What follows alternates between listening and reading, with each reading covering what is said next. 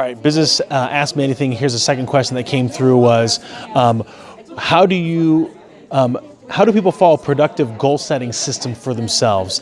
And one thing that I'm subscribed from here is from the book Chop Wood, Carry Water. And the idea here is that so instead of getting so caught up in the end result of that goal, focus on the activity that actually gets you there. So for example, the example that I used in my was, let's say I wanted to get into med school. I wanted to become a physician. That's the end game as a medical doctor. And you're in high school right now. That means you got to study. You got to learn the material, and then after that, you got to have fun outside of just the academics. And so if I'm 16 and the end result is to ultimately become a physician, I have a 15 to 17 year run. And so I could feel like I'm behind things. I can get filled with anxiety because things aren't happening quick enough.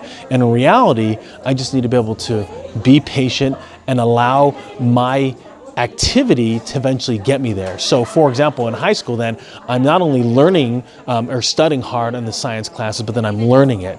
And then after that, I'm looking at other ways to be able to make myself a little bit more well-rounded. Am I going and, shadowing a doctor? Am I going to the local clinic and volunteering some time? Am I doing some service projects? Am I, maybe getting involved with the debate club or, orchestra, making myself more marketable. And then when I get to college, it's rinse and repeat again. It's study, learn, and other activities as well. And then I'm going to take the MCAT in order to get into medical school. Then you're in medical school. Again, you're only 22, maybe 21 years old, maybe even 23, depending on decide when you get in, graduating from undergraduate school. And again, you've just started the path to becoming a physician. And so you got 2 years, then you take your boards. And then after that, you have, you're doing a rotation. So you're learning about what are you going to be as a doctor. Then you have 4 years of residency. What kind of doctor are you going to be? You're going to be an orthopedic surgeon. You're going to be an anesthesiologist. You're going to be a cardiothoracic surgeon. What kind of physician do you want to be? And so I find for a lot of people, if they focus on what's going to get them there, the how of their goals, and make that their mantra, they don't try to cut shortcuts. They don't try to find shortcuts. They don't try to cut the edges and not really learn the material. They actually do things in order to get them where they want to go.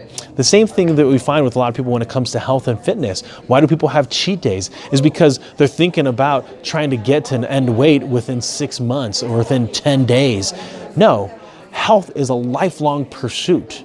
So if let's say you want to lose 80 pounds and you do it over the next decade because you're building habits of success, it's going to be better for you to be able to build those habits of success. So that way, when you're 80 years old, you still have those good habits and you didn't hack it. You didn't starve yourself to death just to get you to where you want to go. The quality of our character, the power of our habits are far more important than the result of those end goals. Sherman's out.